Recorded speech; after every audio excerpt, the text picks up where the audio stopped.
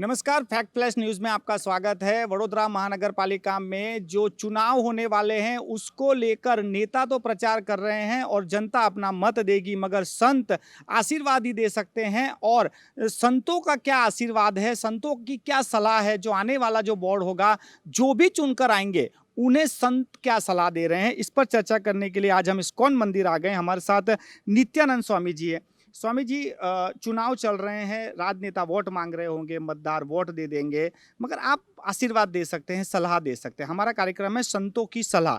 जीत कर जो भी आएगा, एक उनको आप क्या सलाह देंगे? उनका व्यवहार कैसा होना चाहिए, उनका आचरण कैसा होना चाहिए जनता के प्रति, मतदार, क्योंकि कहा गया है कि राज सत्ता से ऊपर धर्म सत्ता है। सर्वप्रथम मैं, चूँकि आप प्रश्न पूछ रहे हैं, महानगर बड़ौदा महानगर का कॉरपोरेशन का जो चुनाव है और चुनाव चल रहा है, तो सभी उम्मीदवारों को इस्कॉन मंदिर की तरफ से बहुत सारी ढेर शुभकामनाएँ। और उसके साथ-साथ आप फैक्ट प्लस जो आप सब आए हैं, आपको भी शुभकामनाएँ, क्योंकि हम देख रहे हैं डेली आप सब बड़ी ही मेहनत कर रहे हैं, बड़ी तन्मयता से, तत्परता से एक-एक गली और मोहल्ले में जा कर के आम जन का जो राय है, वो हासिल कर रहे हैं। और प्रश्न आपने ये पूछा कि राज सत्ता से ऊपर होती है धर्म सत्ता, तो हम तो सब के लिए कामना करते हैं।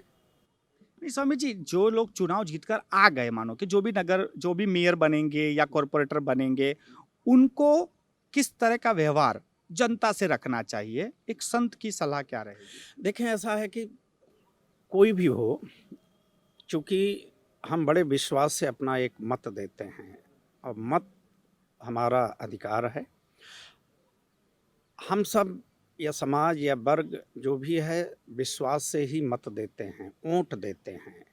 और हम तो यही करेंगे कि जैसे आज देख रहे हैं तमाम सारे उम्मीदवार अपने कार्यकर्ताओं के साथ आम जन तक पहुंचने का प्रयास कर रहे हैं, तो हम तो यही चाहेंगे कि जैसे अभी चल रहा है चुनाव के लिए, वोट के लिए, मत के लिए, हम देख रहे हैं कि सारे जो भी है, कांग्रेस हो या बीजेपी हो, जो जो भी हैं, जो उम्मीदवार हैं, उम्मीदवारों की बात हो रही है।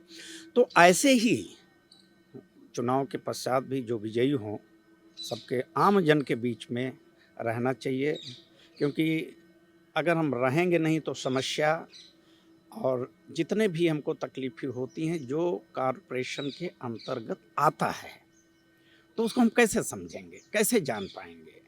मान लीजिए कि जैसे XYZ कॉर्पोरेटर बने और मैं उस एरिया का एक नागरिक हूँ और हमारा अधिकार है उनको बताने का, और हम फ़ोन कर रहे हैं, किसी कारणवश वो फ़ोन नहीं उठाए या नहीं उठा रहे हैं या नहीं उठाना चाहते हैं, तो ये सब नहीं होना चाहिए। ये पक्का होना चाहिए कि हो सकता है कि जो फ़ोन कर रहे हैं, उनका काम होगा, कुछ न कुछ काम होगा, सहयोग की भावना बिल्कुल होना चाहिए। और हम यही चाहेंगे कि जितने भी उम्मीदवार ये कॉरपोरेशन का चुनाव जीत के आते हैं, वो समन्वय बना के समाज और पब्लिक के बीच में जो उनको विश्वास से विजयी बनाया है, अनवरत 5 साल तक उनके संपर्क में रहना चाहिए। स्वामी जी, एक सवाल ये है कि जैसे आपने बताया कि उनको संपर्क में रहना चाहिए। ऐसा सुनते हैं कि जब नेता बन जाते हैं, तो एक वो राजा कहलाता है, जो वडोदरा का पूरा प्रशासन देखते हैं। राजाशाही चली गई, मगर वो उसके माई-बाप बन जाते हैं, सरकार हमारी माई-बाप है। तो वो जो माई-बाप होता है, उसका कर्तव्य तो होता है, मगर जो मतदार है, उनका भी कुछ कर्तव्य होता होगा? देखिए, ये प्रश्न है कि हम आपने कई बार सुना है कि जो बड़े-बड़े नेता हैं, जो कार्यकर्ता नेता हैं, सभी यही बोलते हैं कि जनता जनार्दन के आशीर्वाद, तो राजा के प्रश्न ही नहीं उठता है, हम तो सेवक हैं। कहाँ राजा और प्रजा वाली बात हो गई है। आज ये एक मिनट, प्रश्न आप ना काटें। आज हम देख रहे हैं कि हर गली मोहल्ले, कॉलोनी, सब जगह उम्मीदवार अपने-अपने समर्थक कार्यकर्ताओं के साथ प्रचार कर रहे हैं। तो राजा तो एक वो होता था, पहले व्यवस्था थी, बट अब ये प्रजातंत्र है, लेकिन लोकतंत्र है। लेकिन इसमें इस लोकतंत्र में मैं इसीलिए आप लोगों से बात कर रहा हूँ कि जब चुन कर आते हैं, चाहे वो कोई भी दल का हो, चुन कर आते हैं, तो वो जो ठाठ बाट होते हैं, उनका विचार अभी तो हाथ जोड़ रहे हैं, फिर उनको कोई सुनता नहीं है, तो उन लोगों को आप क्या सलाह देंगे? हम सलाह यही देंगे कि शालीनता बहुत जरूरी है।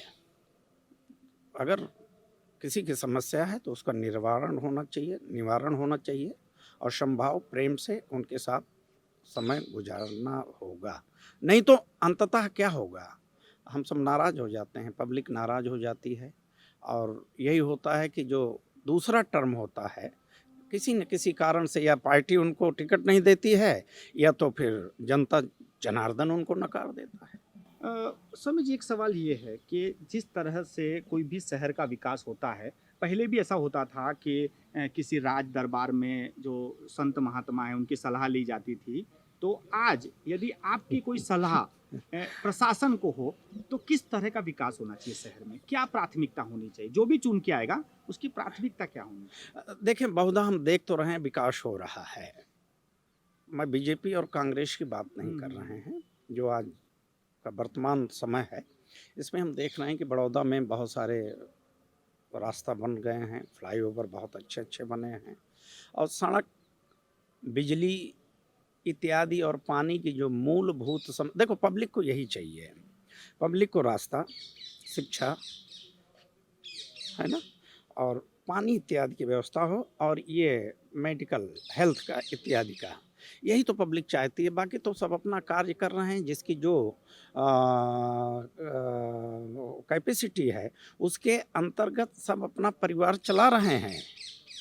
हमें यही आशा है, जो चुनाव जीत के आने वाले काउंसिलर हैं, सभासद हैं, यही है कि जो समस्याएं उसका निवारण ठीक ढंग से, सही ढंग से चले, यही हमारी आप सबकी इच्छा है। हमारे लोकतंत्र में मतदान बोलते हैं। दान का जो महत्व होता है कि किसको हम दान देते हैं, जिसको हमने दान दे दिया, वो अब उसका कितना कर्तव्य बढ़ जाता है? देखिए, दान अगर हम दे रहे हैं तो पात्र है उसी को दान देंगे। तो उस हमारे पात्र की कितनी जवाबदारी बढ़ जाती है दान लेने के बाद? दान लेने के बाद तो देखिए, अब ये तो बहुत सुंदर प्रश्न है, इसका मैं जवाब देना चाहता हूँ, बीच में ना बोलें आप तो अच्छा रहेगा। देखिए, दान देने और जैसे हमारे कथा होती है, सत्यनारायण कथा हो गई, अन्य सारे यज्ञ हो गई, और जो भी ब्राह्मण पुरोहित या पंडित आते हैं तो उनको यजमान की जो भी व्यवस्था है, जितनी उसकी सीमा है, उसके अंतर्गत श्रद्धा से, भाव से और प्रेम से उसको दान देता है। और ये देखिए, हमारा सुकृति है जो मैं इनको दान दे रहा हूँ। तो मतदान जो है वो दान है। अगर हमें लगा कि XYZ व्यक्ति पात्र है तो उसी को हम मतदान करेंगे। दान मतलब अर्थ आपने पूछा, इसका मतलब ये है। तो हमारी अगर श्रद्धा किसी में है और हमें लगता है कि वो उचित है तो हमको उसी को ही मतदान करना पड़ेगा। उसकी कितनी जवाबदारी बढ़ जाती है जिसने दान स्वीकारा हो? बिल्कुल, बहुत सही बात है। जैसे कि उपरहित पंडित, ब्राह्मण, साधु, संत, महात्माएं किसी का कुछ कार्य करवाते हैं या किसी प्रकार से कुछ लेते हैं, तो वो दायित्व के प्रति उतना भजन करते हैं, उनके लिए तपस्या, उनके कल्याण के लिए सोचते हैं, उनका किसमें हित होगा उस हिसाब से वो लोग कार्य करते हैं। जो अध्यात्म वर्ग के संत, ब्राह्मण, पंडित, जो वेद पाठी जो भी हैं, उनका यही प्रयास रहता है कि भैया जो भी यजमान से हम आए हैं, अगर हमको 100, 200, 500 रुपये दक्षिणा मिली है तो हमारा भी कर्तव्य है कि 100, 50, 200 कुछ बांटा जाए, वितरण किया जाए। सभी हम ना ले लें, ये दान की बात हो रही है, तो सभी हम ना ले लें और उसके जैसे गायों की सेवा हो जाए, अनाथ या गरीब या मठ मंदिर में सेवा हो जाए, भोजन भंडारा में हो जाए। तो उपरहित का जो है, संतों का जो उनके पुरोहित हैं, आचार्य हैं, उनका यही कर्तव्य होता है कि जिससे हम जो दान लिए हैं उसके प्रति हम वफादार रहें और उसके परिवार के लिए, उसके पत्नी बच्चे के लिए, उसकी कैसे कल्याण हो उसके प्रति वो सब सजग रहते हैं। आखिरी सवाल है, जो भी चुनकर आएंगे काउंसिलर या मेयर, शहर के लिए उनकी प्राथमिकता क्या होनी चाहिए? यदि आप मेयर बन गए मानो के, तो क्या करेंगे आप? सबसे पहला काम बड़ौदा में क्या करना चाहिए? देखें, बहुत सारी अभी चीज़ बाकी हैं। पूर्णमदः पूर्णमिदं पूर्णात् पूर्णमुदच्यते, अर्थात हम ये नहीं कह सकते हैं कि सब कुछ पूर्ण स्थिति में हो गया है। हमारी मतलब बड़ौदा वासियों की बहुत सारी अपेक्षा है सरकार से, कॉरपोरेशन से, मेयर जो भी बनते हैं मेयर से कि भाई शिक्षित हो, काबिल हो, सरल हो, सभ्य हो और समाज के प्रति सर्वमान्य हो। और आशा है कि जो मेयर बनेंगे ऐसे होंगे, हम यही कामना करते हैं। बहुत बहुत धन्यवाद हमसे थैंक यू। बातचीत करने के लिए। ये हमारा खास कार्यक्रम है द फैक्ट प्लस का। संतों की सलाह, आने वाले बोर्ड में जो भी चुनकर आएंगे उन्हें संत क्या सलाह दे रहे हैं, किस तरह का प्रशासन होना चाहिए, किस तरह का उनमें आचरण होना चाहिए, ताकि जो दान मत के रूप में उन्होंने दान लिया है उस दान को वो उस दाता को किस तरह से 5 साल में चुकाएं और उनके सारे जो कष्ट हैं वो दूर करने का वो प्रयास करें।